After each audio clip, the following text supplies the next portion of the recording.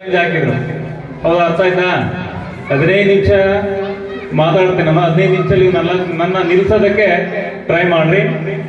ನಿಮ್ಮನ್ನ ನಾನು ಅದಾಗಲಿಲ್ಲ ಅಂದ್ರೆ ಸುಮಾರು 2.5 ತಾಸು ನಿಮ್ಮನ್ನ ಕುಂದುಡಿಸ್ತೀನಿ ಇಲ್ಲಿ ಏಕಾಗ್ರತೆಯಿಂದ ಅಂತ ಹೇಳಿದ್ರು.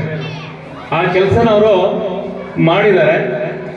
ಸೊ ಸಾಮಾನ್ಯವಾಗಿ ನಾವು ಪ್ರತಿಯೊಬ್ಬರು ಯಾವ್ದಾದ್ರು ಕ್ಲಾಸ್ ಮಾಡಿದಾಗ ಚೆನ್ನಾಗಿ ಮಾಡ್ದಪ್ಪ, ಹಂಗಿತ್ತು ಹಿಂಗಿತ್ತು ಅಂತ ಹೇಳಿ ಫೀಡ್ಬ್ಯಾಕ್ ಸಾಮಾನ್ಯವಾಗಿ ಎಲ್ಲರೂ ಕೊಡ್ತಾ ಇರ್ತಾರೆ.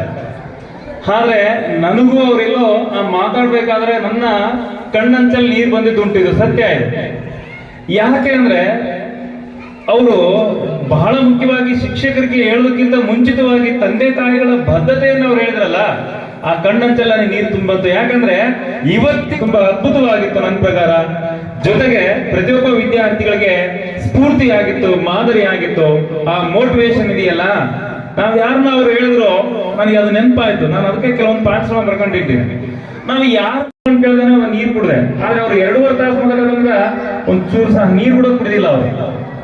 ಅಷ್ಟು ಉತ್ತಮವಾಗಿ ಮಾತಾಡಿದ್ದಾರೆ. ಸ್ಪೀಚ್ ಕೇಳಿದ್ಮೇಲೆ ಈ ಸಾರ್ ಕೆಲವು ಆಲೋಚನೆಗಳು ನನ್ನ ಮೈಂಡ್ ಅಲ್ಲಿ ಇದಾವೆ. ನಾನು ಕೆಲವು ಪ್ರಾಬ್ಲಮ್ಸ್ ಅಲ್ಲಿ ಇದ್ದೀನಿ, ಅವನ್ನ ಯಾವ ತರ ಸಾಲ್ವ್ ಮಾಡ್ಕೋಬೇಕು ಅಂತ ನಾನು ಆಲೋಚನೆ ಮಾಡ್ತಾ ಇದ್ದೀನಿ. ಅದನ್ನ ಮಕ್ಕಳಿಗೆ ಯಾವ ತರ ಹೇಳ್ಬೇಕು ಅನ್ನೋದು ನನಗೆ ಗೊತ್ತಿದ್ದಿಲ್ಲ. ನಾನು ಹೇಳಿದ್ರು ಮಕ್ಕಳಿಗೆ ಇಷ್ಟ ಆಗಲ್ಲ ಅಂತೇಳಿ ಆಲೋಚನೆ ಮಾಡ್ತಾ ಇದ್ದೆ. ಬಟ್ ಈ ಸಾರಿ ಹೇಳಿದ್ದು ನೀವು ಕೇಳಿದ್ರಿ, ಚೆನ್ನಾಗಿ ಅರ್ಥ ಮಾಡ್ಕೊಂಡ್ರಿ ಅಂದ್ರೆ ನಿಮ್ ಜೀವನ ಮುಂದೆ ಉತ್ತಮ